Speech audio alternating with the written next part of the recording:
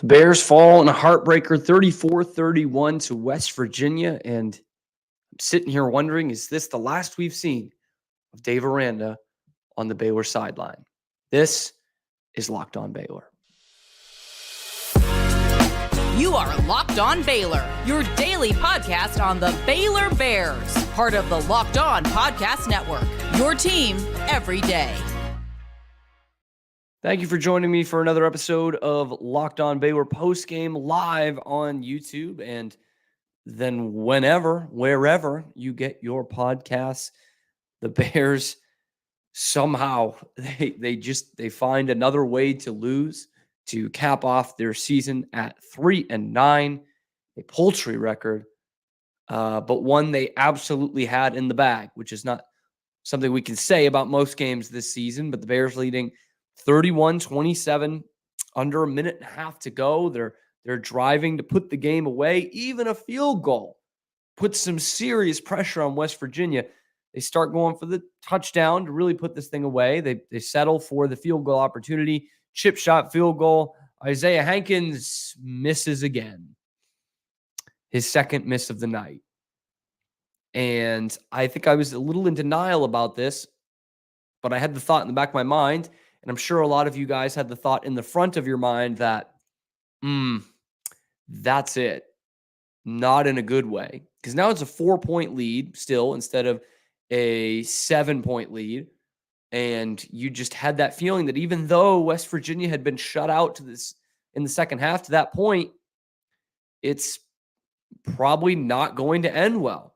And for as bad as it was for Isaiah Hankins to miss 2 kicks, West Virginia did go right down the field on Baylor in 51 seconds and scored a touchdown that even leaves some time on the clock. I think it was 25 seconds or so to win the game. It was, even for this team, even the standard that they've set for us, this was unbelievable tonight, the way this ended. It's the most overused word in the English language, but it was unbelievable. It was incredible. It was just so Baylor. So Baylor. But the Bears, I can't even talk. Bears defense probably needed to be a little bit more aggressive on that last possession. West Virginia didn't have any timeouts, but there was still time. I mean, there was over a minute. I think it was like a minute 20 for them to go down the field and score a touchdown that they had at their disposal. And as soon as Green starts scrambling, and he's got 10 yards ahead of him, he did that a couple of times on that drive, had over 100 yards rushing, by the way. You could just feel it coming. And they run the wheel route, and nobody goes with the back. Bryson Jackson called the last drive a miscommunication, and that is exactly what it was. We've probably had a lot of that quite a bit this season, a lot of that in the first half, and the worst miscommunication of all, that wheel route to end the game and mercifully end the Baylor season. I was really just hoping for like a 35-10. We laugh it off, get this thing in the garage, toast the season being over, but instead they just give us a little bit of hope for a meaningless victory and snatch defeat from the jaws of victory once again. Just awful. And this is one of the classic cases in college sports where I loved the fight we saw tonight. These were kids who you couldn't tell that they had nothing to play for. They did leave it all out there. But the execution was just so horrible when they needed it most again. And this wasn't all on the players, obviously. The coaching staff, I think, did not have a great game plan in the first half. It was 27-14 at halftime, and the only offense Baylor got was from special teams, which, great tweet by Michael Haig from the Baylor Lariat. The Baylor offense has been outscored this year in the first halves of games by Baylor special teams. Oh, that's terrible. That's terrible. Shout out to Richard Reese, who has barely gotten a sniff of the ball this season, especially the last month. And I don't even remember seeing him return a kick in his 2 years at Baylor, and goes back to back. First time in Baylor history, back-to-back kickoff returns for a touchdown. That was awesome. And the way Baylor's defense played in the second half was awesome. And instead, we are left with the same result as we always are. Baylor freaking loses. Baylor loses at home. It's clockwork, death, taxes, and the Baylor Bears just losing football games. And the halftime stats were so damning. I mean, Baylor shouldn't have even been within a 13 points of West Virginia. 365 to 86 in total yards. In the first half, they gave up nearly 400 yards of offense. Horrible. 9 yards a carry in the first half. Even again, by the low standard that Baylor set for us, especially defensively this year, this was beyond that. This was worse. 9 yards a carry. How are you going to beat anybody doing that? 207 yards on the ground in the first half. Yeah, you were damn lucky it was just 27-14. Ugh. Just horrible. 17 first downs in the first half, 17-3. They ran twice as many plays. It's actually a Fetty Wap, 38 plays to 17. You forced them to punt once the whole half. I mean, just awful. And then you look at where you're at with a minute and a half to go in the fourth quarter thinking, what the heck happened? They pitched a shutout in the second half until that final drive. So just in the third quarter, I talked about the 9 yards of rush they had in the first half, West Virginia. They had less than 1 yard per rush in the third quarter. Baylor started establishing the line of scrimmage for the first time. I mean, genuinely, all season. Like, they were throwing guys down in the backfield, and then that fourth quarter, 4th and 1. West Virginia has to go for it in their own territory because the game is on the line. I mean, Baylor's just never in this situation. On 4th and 1, and I was ready to play the lottery because they freaking stopped them. I didn't think I would see that again under this regime. A 4th and 1 stop defensively. They had the push. They had the game right there in their hands. I think only Baylor could do what just happened. I think only 2023 Baylor could do what we just saw. It was going to be just this small modicum of light at the end of a horrible season on this cold, rainy night with neither team having anything to really play for, with scores of people in the stands. By the way, great turnout for the Baylor line, with the seniors running it as well. It was awesome. It was full. And then halftime came, and they had better things to do. Most of the time, I couldn't blame them, but I don't know. Stick around a little bit more. I don't know. I can't be the guy who just said they were beaten to a pulp in the first half and we're lucky to be within 13 and be the same guy to say, hey, you got to stay. So I guess I can't really criticize him. But there were loyal people that stayed, and it was fun. There's good music being played. Baylor gets a 4th down stop. They're ready to put this game away. Sawyer Robertson is awesome tonight. And then when it matters most, they just, I don't know, man. They just fall flat on their face. They give you hope, and then they take your skull and just shove it into the sand and twist it until you can't breathe, and the sand is in your eye socket and up your nose, and your eyes are going to pop out of your head until you suffocate. That's what they gave you tonight. And it sucks because these kids, they left it out there, man. They really did. And Sawyer Robertson, who was getting crap this week on social media, I actually couldn't believe it. He didn't play that great the first couple games he was out there. Yeah, he was thrown in a hell of a spot. A hell of a spot. And he was great tonight. He didn't have an incompletion until the fourth quarter. He goes 17 for 19 for 215 and a touchdown and a rating over 200. That's all you can ask for from him. Richard Reese was obviously great in the kicking game. He had some good touches on offense. He was their leading rusher for once. Now, it was only 42 yards, but he was their leading rusher. Keytron Jackson was a great threat down the field, 38-yard touchdown. You got, four different tight ends with catches tonight. That's a Jeff Grimes offense. You did enough to win, but you just pooped your pants, man. Oh, that stunk. That stunk. We got a lot of comments coming in here. Why do bad things happen? I wish I knew, David. I thought we had enough bad things this year. This is the good Lord telling us, you guys are in for one heck of a basketball season because we're getting all the bad stuff out of football. Also from David, this game had me thinking Dave, Sawyer, and even the uniforms were redeemable. Shameful. Shame on you. They had me kind of thinking that too, mostly the Sawyer part. Again, Blake was not the problem this year. Quarterback was not your issue, but you got a player. You got a real quarterback there in Sawyer Robertson as well. And I did see some traction on Twitter of people asking, a few different people asking if Sawyer would be the starting quarterback next year.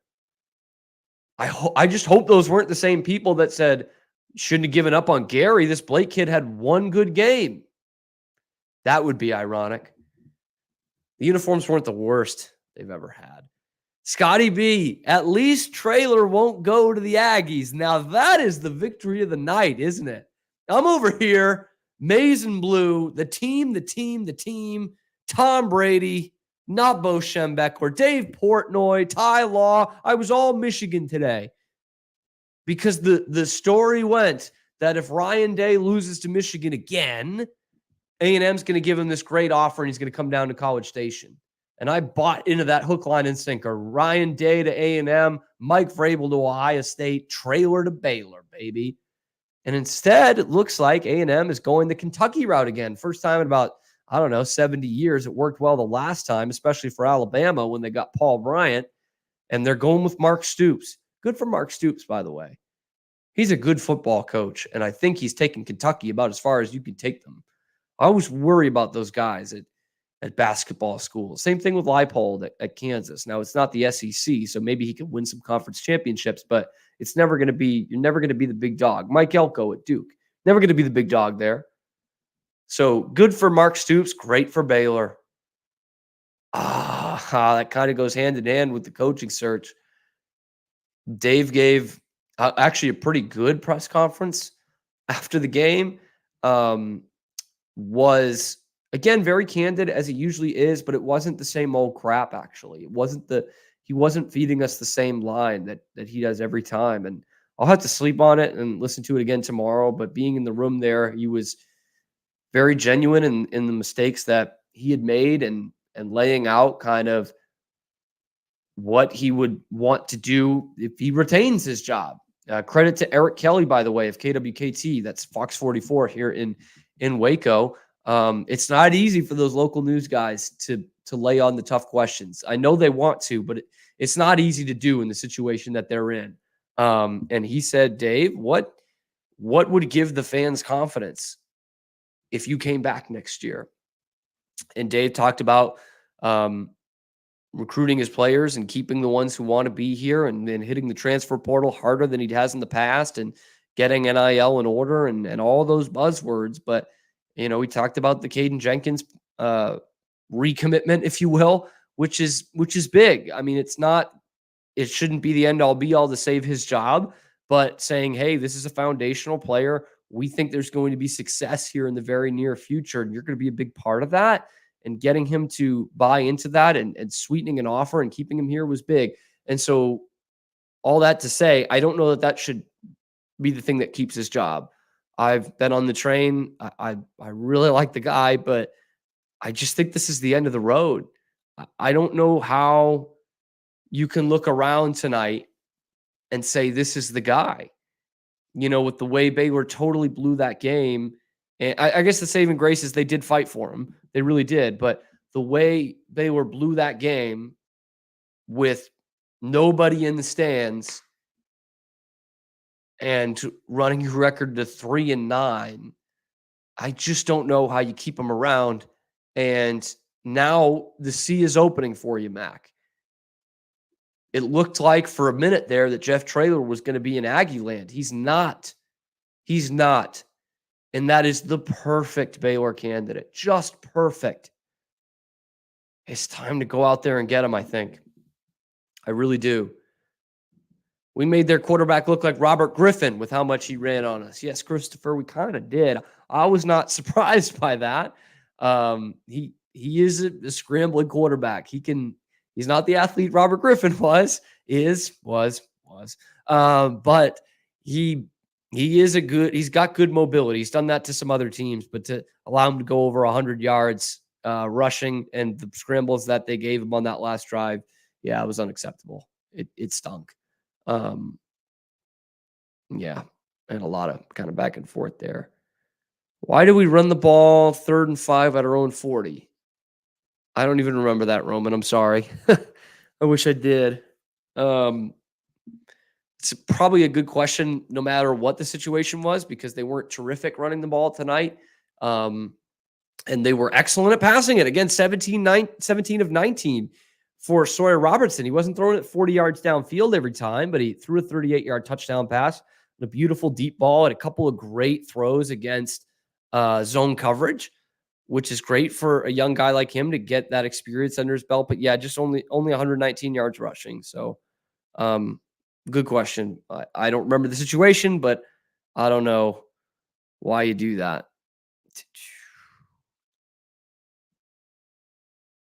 Imagine your team going 3-9. This is for the All-American Prophet that you made fun of a couple weeks ago. I'm a Texas fan, by the way.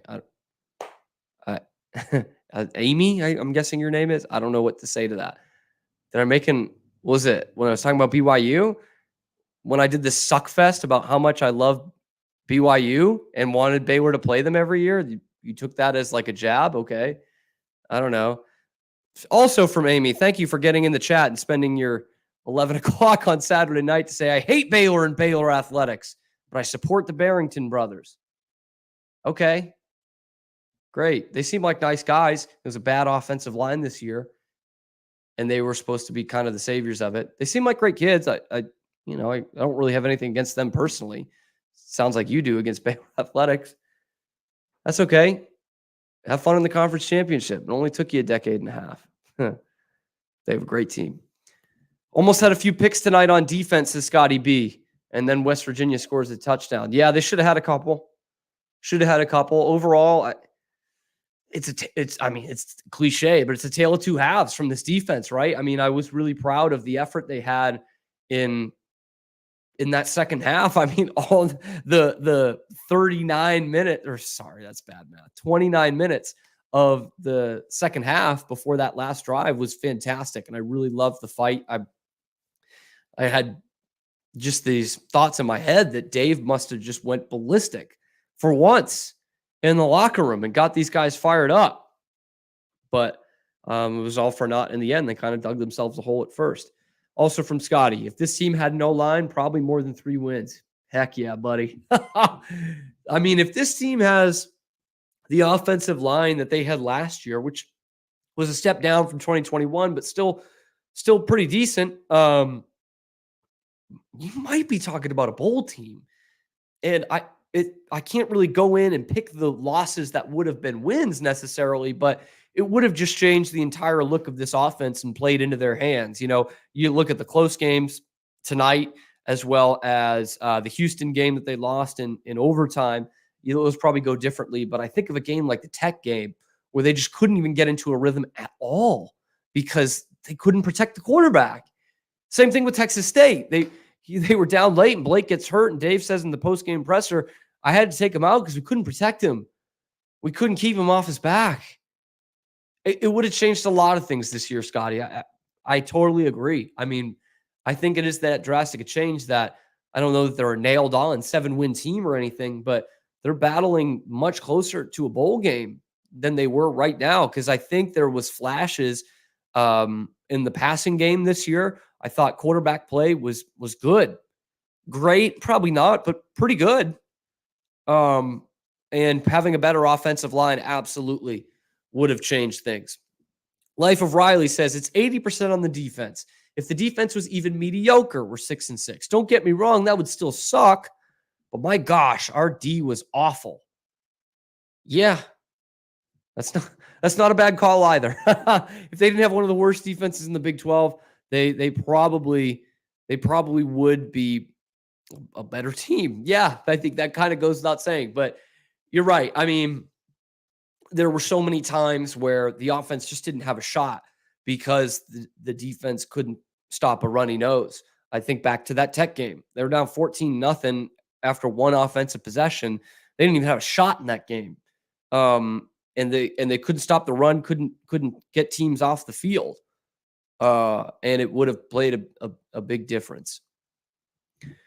From Roman again, my one word for this season is unrespectable. I would have gone with unacceptable, but that's also true. Yeah. I mean, no team was really respecting Baylor as a threat, nor should they have. And it was, again, kind of the same crap every week. So you couldn't respect the effort most of the year. So yeah, unacceptable, unrespectable. I think those will kind of go hand in hand. Also from Amy, a little bit more positive here, I guess. You don't have to be positive. I don't care. In all honesty, as a Wacoan, I was really hoping for a better season, but the stadium being so empty was really sad to watch for those kids out there playing. I kind of get both sides of this, Amy. I do. I wish it was more of a packed house in there as well to send these seniors off, and they really gave a great effort tonight. But by that same token, I know it's not the whole stadium, but students still on break for Thanksgiving. As an out-of-state student when I was here, I have a lot of sympathy for that. And they just didn't show you a lot this year to bring you out there and make you come back to school early and go out there and sit in the rain and 50-degree weather. And I know a lot of alumni would have felt the same way. So I can't really blame them for the product that was out there on the field this week. Scotty B says Mateos needs to go. Tough to disagree with that one either. I mean, we just talked about from your comment, a few comments back, about how bad the offensive line was this year. It has been a pretty big regression since having a great offensive line in 2021. And that was, I mean, the foundation of their success. They had a great defense, but they were awesome on both lines. And there were, like I mentioned earlier, there were a couple of games this year where they lost by losing in the trenches. They lost almost before the game even started because you knew they weren't going to compete in the trenches. And it happened towards the tail end of last season too. They couldn't rush the passer last year, nor this year. It was way worse, but you expected them to rush the passer last year. They couldn't protect the passer on their own side. That's one of the guys that Aranda has not fired. One of the positions he hasn't fired yet in his tenure here. And this is his fourth season at Baylor. I think that is probably a natural departure, even if, or I guess only if, Dave is the head coach next year as well. I don't expect to see Mateos back. It was a failure on the offensive line this year. Life of Riley again. Does Aranda have to bring in a co-DC to hold Powledge's hand next year? I mean, the D was atrocious. You're right. It was atrocious. I think there's a little tongue in cheek there, but he can't bring in somebody else. This is year 4. He has brought in his own offensive coordinator and his own defensive coordinator after firing the ones that he brought in himself. I have some sympathy for Powledge being a first year as defensive coordinator, but if I'm not wrong, he was the play caller defensively last year for Oregon. So it's not like he's a GA out there. But to the greater point of, I don't think you can just justify this by saying, well, I'll bring in some new coordinators. We tried that. And if Mac and the administration is listening to that, that's a problem. If that's something you're considering, you might as well just rip the Band-Aid off and just cut them loose and start over. And I think that's the way they should go. I don't know that that's necessarily the way they're going to go. I hope that's the case for the sake of this program. And I'm going to talk a little bit more about Dave's future on Monday's show, but just the raw reaction of things and trying to keep it in perspective. This is a young and talented roster. And I know he said that at times this year. I don't think he conveyed it very well. He was saying this is a Big 12 championship roster when they were, 1-5 or whatever they were to start the year. And that was baloney. But there are some guys on this team that could be the foundation of a Big 12 championship roster, but that's a couple years away. I don't think they're going to be a very good team next year either. And I hope they're able to keep those young and talented guys, especially the ones we saw on the defensive side. Caden Jenkins is the one that gets the love, but guys like DJ Coleman and Tevin Williams is a sophomore. Chateau Reed is a junior, but he came on really strong after not seeing a lot of the field in his college career before that. I would love to see if Alfonso Allen is still with the program next year. He's a sophomore who played a good bit of star last year, and I thought played it fairly well. He and Al Walcott took some time playing the star. Alfonso Allen more so at the end of the year before Walcott hit the transfer portal in the offseason. But I just don't know if Dave's going to be the guy to lead them, and wouldn't be able to blame Mac or the athletic department if they agree with that and say, hey, it's time for Dave to go. But I do think there's promise for years down the line here. And I think what's been a great part of Baylor's program in the last decade is that they have had some rough seasons, but the way they've showed you in the last decade is that this doesn't have to be Kevin Steele. This doesn't have to be Bill Beal. This doesn't have to be Guy Morris. You can get it back here pretty quickly. Baylor has the foundation as an athletic department. They've got the resources. They've got the recruiting base. And no matter what some of you think, they've got a damn good athletic director that knows how to evaluate talent and find the right guy to come here. So it wouldn't stun me if Baylor was if these freshmen who are at Baylor now, students and players, if they're able to go to a Big 12 championship game with Baylor in it by the time they graduate. Wouldn't surprise me. But what we saw on the field this year, and especially if Dave Aranda comes back next year, it wouldn't stun me if these freshmen only playing one bowl game. That's kind of where we're at right now. And again, just a really disappointing night tonight. But a special shout out to these players and especially these seniors. I mean, again, I don't want to say it too much, but they left it all out on the field tonight, and their effort was something to be proud of, which hasn't always been the case this year. I think they've lost the game before they've taken the field a few times this year. And they didn't tonight. In fact, Bryson Jackson said that post game. A lot of teams with our record going into the final game of the season, they would have lost it before the game even started, but that wasn't us. We didn't quit, and they didn't. The execution was bad, and especially at the end of the game, but pretty much the whole first half as well, it was bad, and that needed to be better. That's something that you needed to improve on a month and a half ago. I mean, it's also, they took the 28-27 lead in the third quarter. It was their first second half lead since October 21st.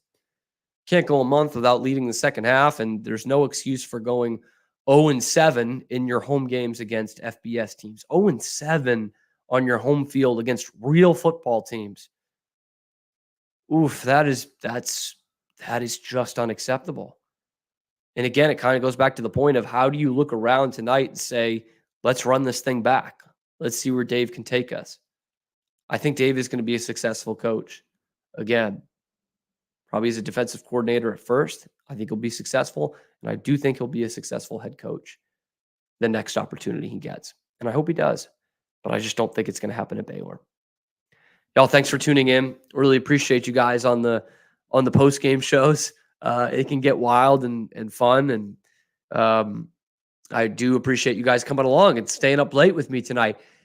Leave down in the comments below what you think. Is this Dave Aranda's last game? Is there hope for the future with Dave as the head coach with the young talent that he has?